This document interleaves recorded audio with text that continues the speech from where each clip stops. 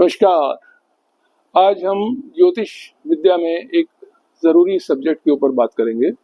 वो है लाल किताब के द्वारा बताए गए विभिन्न ग्रहों के अलग अलग भावों में क्या फल हो सकते हैं। लाल किताब एक ऐसी किताब है जो इन सब भावों का बहुत ही सटीक वर्णन करती है और कई बार जहाँ अन्य ज्योतिष पद्धतियाँ काम नहीं कर पाती हैं, वहाँ लाल किताब बहुत सटीक जवाब दे देती है। तो आइए शुरू करते हैं सबसे पहले सूर्य ग्रह से।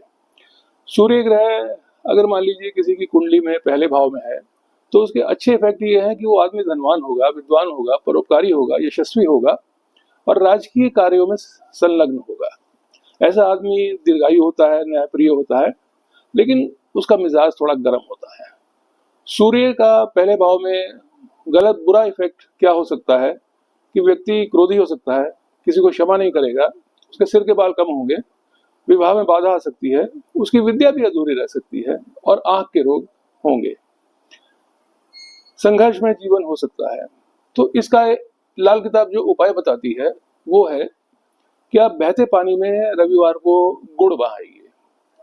सोने से पहले गैस पर जो दूध है उससे आग को बुझाइए और कच्चा दूध सूर्योदय के बाद दान करिए। यहाँ इस चीज का ध्यान रखिएगा कि ये उपाय सिर्फ सजेशंस के तौर पे हैं, मतलब इसकी कोई जिम्मेदारी हम नहीं ले सकते और ना ही लाल किताब इसकी कोई जिम्मेदारी लेती है। ये उपाय सिर्फ और सिर्फ सजेस्ट किए गए हैं कि इस तरह से अगर आप करेंगे और ईश्वर अगर आपकी प्रार्थना से या आपके संकल्प से खुश होगा और वो हो सकता है कि अब आपको शुभ फल दे दे। तो चलिए आगे चलते हैं। दूसरे घर में सूर्य की स्थिति हो तो व्यक्ति दानवीर होता है, लोहे तांबे का व्यापारी हो सकता है, बहुमूल्य धातु सोने चांदी का व्यापारी हो सकता है, उत्तम भोजन और बढ़िया वस्त्रों का शौकीन होता है। अशुभ फल की बात करें तो ऐसे व्यक्ति को नेकी करने पे भी अपयश ही मिलता है और स्त्री के कारण संबंधियों से उसके झगड़े हो सकते हैं। अगर किसी की जमानत दे तो परेशानी में फंस सकता है। इन अशुभ फलों के लिए जो उपाय बताया गया है वो ये है कि ऐसे व्यक्ति को मुफ्त की वस्तुएं नहीं लेनी चाहिए और स्त्रियों से कभी उसे झगड़ा नहीं करना चाहिए और हो सके तो लंगर प्रसाद ना खाए।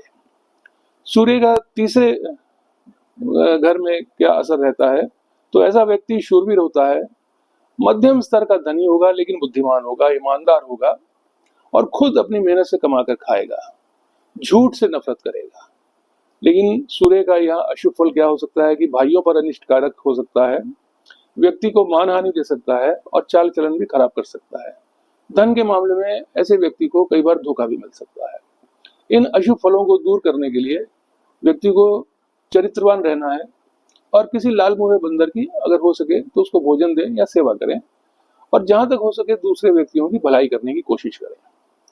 चौथे भाव में सूर्य हो तो व्यक्ति गायक हो सकता है, संगीतकार हो सकता है, परोपकारी होता है, धनवान होता है और ट्रांसपोर्टर या प्रॉपर्टी डीलिंग के कामों में फायदा उसको होता है और विदेश यात्रा से भी उसको लाभ होता है।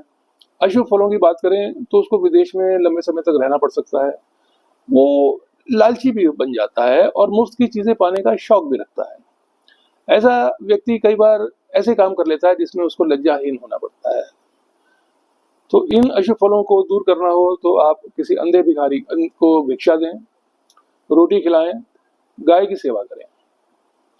पंचम भाव में सूर्य हो तो व्यक्ति विद्यावान होता है, किसी राजकीय कार्य में संलग्न रहता है, आयु बढ़ने के साथ उसका धन भी बढ़ता है, ज्योतिष एवं गूढ़ विद्या का उसे ज्ञान होता है।